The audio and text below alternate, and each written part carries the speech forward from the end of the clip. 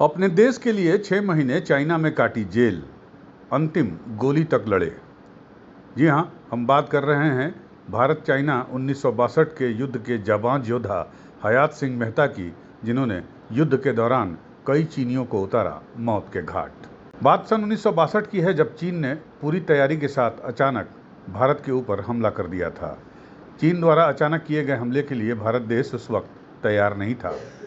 वहीं असम के चीन बॉर्डर में भारत की पायनर कंपनी में एक 18 साल का युवा सिपाही हयात सिंह मेहता तैनात था, जिसके युवा खून में देशभक्ति का जज्बा कूट कूट कर भरा हुआ था।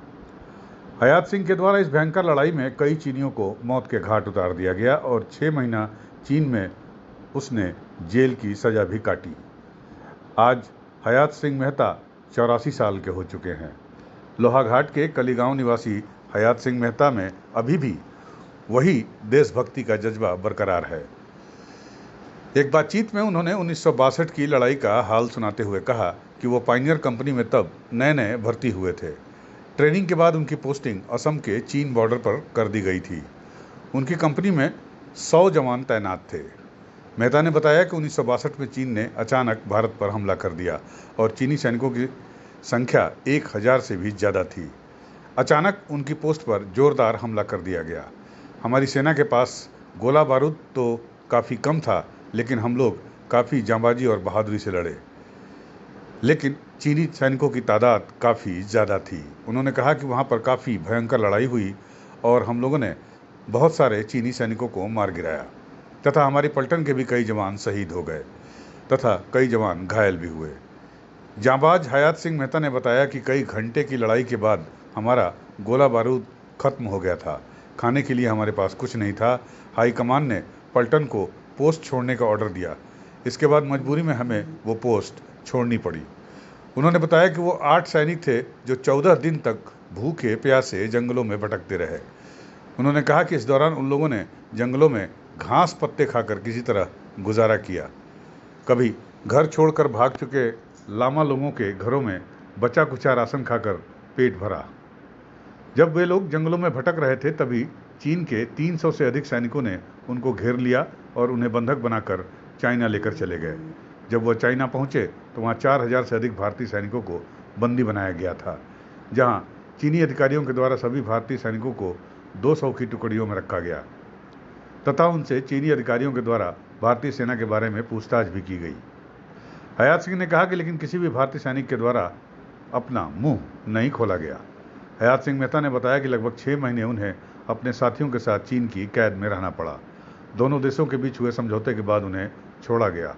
उन्होंने बताया कि उनके घर वालों को भी 1 महीने के बाद ये पता चला कि वो चीनी सेना के चंगुल में फंस चुके हैं।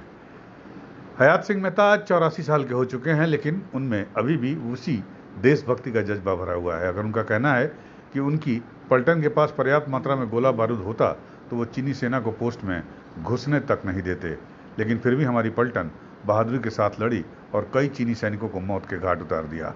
हर सैनिक अंतिम गोली तक बहादुरी के साथ लड़ा। इस लड़ाई में उनके कई साथी शहीद भी हुए तो कई घायल हुए।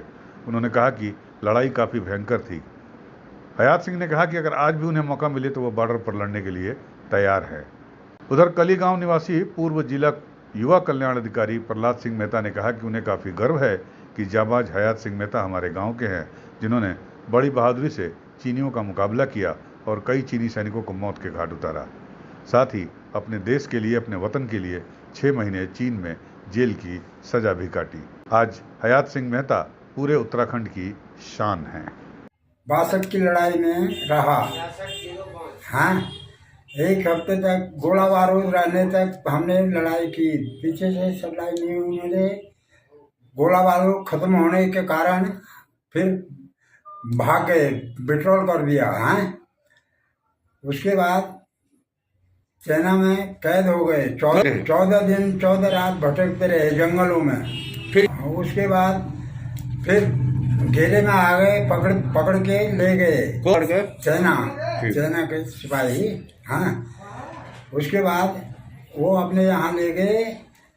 वहाँ करीब 4000 आदमी थे। हाँ, 200 के कैंप बनाए और अलग अलग कैंप कंट्रोल के लिए 200 के बनाए। तो वो खाना राशन फ्री इशू कर देते थे, अपने आप पकाओ अपने आप खाओ। तो में रहे 6 महीने कैद में रहे, फैसला होने के बाद फिर वहां से आ गए। यूपी न्यूज़ 9 के लिए चंपावत से लक्ष्मण सिंह बिष्ट की रिपोर्ट।